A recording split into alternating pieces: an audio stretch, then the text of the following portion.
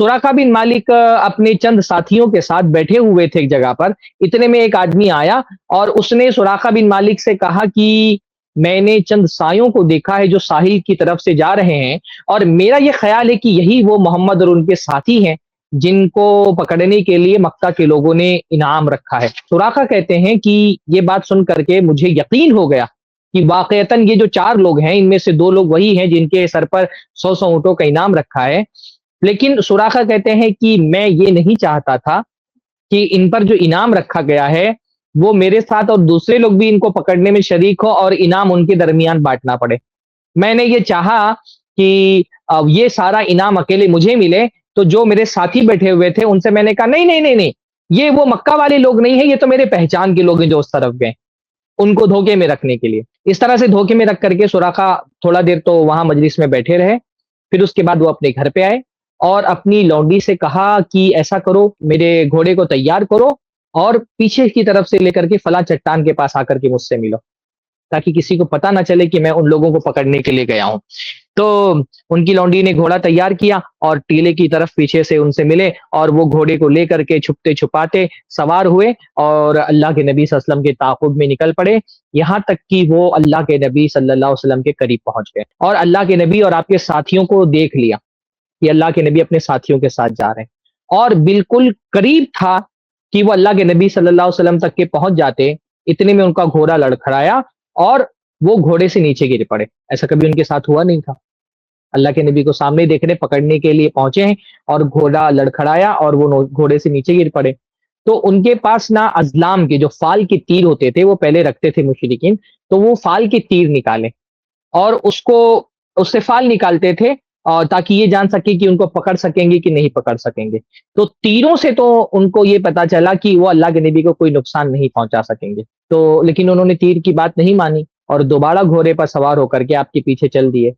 और इतने करीब पहुंच गए कि अल्लाह के नबी सल्लल्लाहु अलैहि वसल्लम जो दुआएं पढ़ रहे थे, जिक्र कर रहे थे, वो अल्लाह के नबी सल्लल्लाहु अलैहि वसल्लम की दुआएं उनके कानों में आने लगी। अच्छा, अल्लाह के नबी देखें, अल्लाह ताला का जिक्र मुश्किल जब हालात होते हैं उसमें और ज्यादा अल्लाह ताला का जिक्र करना चाहिए, है ना। वैसे तो अल्लाह के नबी सल्लल्लाहु अलैहि वसल्लम का जो रवैया था, हजरत आयशा फरमाती हैं काना यज़कुरुल्लाह अला कुल्ली अहयानिही, कि अल्लाह के नबी सल्लल्लाहु अलैहि वसल्लम हमेशा अल्लाह ताला का जिक्र करते रहते थे। आपकी ज़बान हमेशा अल्लाह ताला के जिक्र से तर रहती थी। लेकिन मुश्किल हालात में आप देखेंगे कि ज्यादा अल्लाह के नबी सल्लल्लाहु अलैहि वसल्लम अल्लाह ताला का जिक्र करते थे। तो सुराका बिन मालिक जो है ना, वो इतने करीब पहुंच गए कि अल्लाह के नबी सल्लल्लाहु अलैहि वसल्लम की जो दुआएं हैं वो उनके कानों में सुनाई देने लगी। लेकिन उसके बाद क्या हुआ कि अचानक उनके घोड़े का जो अगले अगले पांव थे वो जमीन में धंस गए। वो जमीन में धंस गए, उतरे और घोड़े को डांटा और घोड़े को बड़ी जमीन से निकाला। जब उसके पांव जमीन से बाहर निकले तो जमीन से ऐसा लग रहा था जैसे आग का बगुला निकल रहा हो,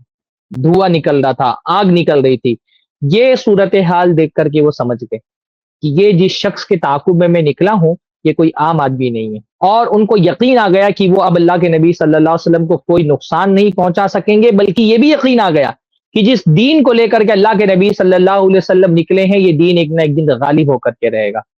तो जब ये सूरत हाल उन्होंने देखी और तो उन्होंने अल्लाह के नबी सल्लल्लाहु अलैहि वसल्लम को आवाज लगाई और अमान का नारा बुलंद किया कि मैं आपसे अमान चाहता हूं। जब अमान वाली बात उन्होंने कही तो अल्लाह के नबी सल्लल्लाहु अलैहि वसल्लम रुक गए और ये फिर अपने घोड़े पर सवार होकर के अल्लाह के नबी के पास पहुंचे। अल्लाह के नबी सल्लल्लाहु अलैहि वसल्लम से माजरत की और अल्लाह के नबी को बताया कि कुरैश ने आपकी गिरफ्तारी के लिए एक मुकम्मल दियत का ऐलान किया है और दूसरे कबाइल में भी ये ऐलान कर दिया है कि जो भी अल्लाह के नबी सल्लल्लाहु अलैहि वसल्लम को पकड़ करके लाएगा उसको 100 ऊँटों का यानी एक दियत का, और दोनों को जो लाएगा उसको 200 ऊँटों का इनाम दिया जाएगा। तो उसको अल्लाह के नबी सल्लल्लाहु अलैहि वसल्लम ये बात पूरी बताई और उसके बाद क्योंकि वो ये समझ गए थे कि अल्लाह के नबी सल्लल्लाहु अलैहि वसल्लम को वो कोई नुकसान नहीं पहुंचा सकते, तो उन्होंने ये सोचा कि मैं अल्लाह के नबी सल्लल्लाहु अलैहि वसल्लम का ताउन करूं। खाने पीने की कुछ चीजें उनके पास थी, उन्होंने अल्लाह के नबी सल्लल्लाहु अलैहि वसल्लम को पेश किया कि आप ये खा लें, तो अल्लाह के नबी ने फरमाया मुझे किसी चीज की जरूरत नहीं है। फिर उन्होंने ये कहा कि भाई फला जगह पर मेरे ऊँट हैं, अगर आपको ऊँट की जरूरत हो, सवारी की जरूरत हो, वो भी देने को मैं तैयार हूँ। कहा हमको तुम्हारी किसी चीज की जरूरत नहीं है। तो सुराखा ने कहा अच्छा आप मेरे लिए इतना कर दें कि मुझे एक अमान नामा लिख करके दे दें कि कभी अगर आपके फौज ने मेरे कबीले को फतेह किया तो मुझको कोई तकलीफ नहीं पहुंचाई जाएगी, मुझे आजाद कर दिया जाएगा। तो अपने अमान नामा के लिए दरखास्त की तो अल्लाह के नबी ने जो हजरत अबू बकर के गुलाम थे आमिर बिन फुहैरा, ان سے کہا کہ ان کو امان نامہ لکھ کر کے دے دو، تو چمڑے کے ایک ٹکڑے پر سراقہ کی مرضی کے مطابق امان نامہ ان کو لکھ کر کے دے دیا گیا۔ اور وہ امان نامہ ان کی اتنا کام آیا کہ واقعتاً جب بنو مدلج کو فتح کی اللہ کے نبی صلی اللہ علیہ وسلم نے غالباً طائف کے فتح ہونے کے بعد، تو وہ اللہ کے نبی صلی اللہ علیہ وسلم کے پاس وہ امان نامہ لے کر کے پہنچے فتح مکہ کے بعد یا طائف کے فتح ہونے کے بعد، اور کہا دیکھیے آپ نے مجھ سے یہ وعدہ کیا تھا کہ جب آپ میرے قبیلے کو فتح کریں گے تو مجھ کو کسی طرح کی تکلیف نہیں پہنچائیں گے اور مجھ کو قید نہیں کیا جائے گا۔ تو اللہ نے فرمایا یوم وفا ان وبرن، کہ آج کا دن وفا کا اور عہد وفا کا، وفائے عہد کا اور وفا شعاری کا اور لوگوں کے ساتھ اس میں سلوک کا دن ہے، تو کیونکہ تمہارے پاس امان نامہ موجود ہے تو تم کو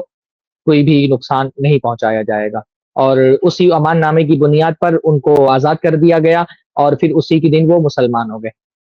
حافظ ابن حجر وغیرہ نے بلکہ حضرت سراقہ کے بارے میں ایک روایت یہ بھی لکھی کہ اللہ کے نبی نے اس موقع پہ کہا تھا کہ اب وہ دن کیسا دن ہوگا جب تمہارے ہاتھ میں کسرا کے کنگن ہوں گے۔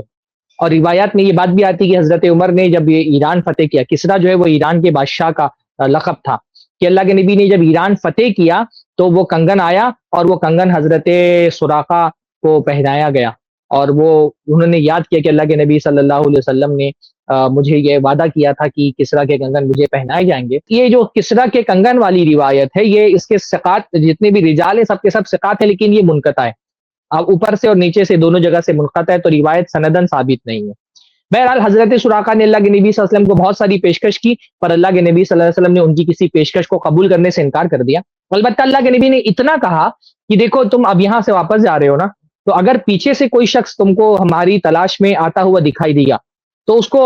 روک دینا، اس کو یہاں آگے مت آنے دینا۔ تو انہوں نے کہا یہ بات ٹھیک ہے۔ اور اس کے بعد جب سراقہ واپس نکلے تو کچھ لوگ اور بھی اللہ کے نبی کی تلاش میں آ رہے تھے اس طرف، تو سراقہ جو بھی ملتا اس سے کہتے کہ نہیں نہیں اس طرف جانے کا کوئی فائدہ نہیں، اس طرف میں دیکھ کر کے آ گیا۔ تو وہ سراقہ جو اللہ کے نبی صلی اللہ علیہ وسلم کی جان کے دشمن تھے، صبح کے وقت میں اللہ کے نبی کی تلاش کے لیے، اللہ کے نبی کو قتل کرنے کے لیے نکلے تھے، دوپہر ہوتے ہوتے وہ اللہ کے نبی صلی اللہ علیہ وسلم کے محافظ بن گئے۔ اللہ تعالیٰ ایسے اللہ کے بندوں کی مدد کرتا ہے۔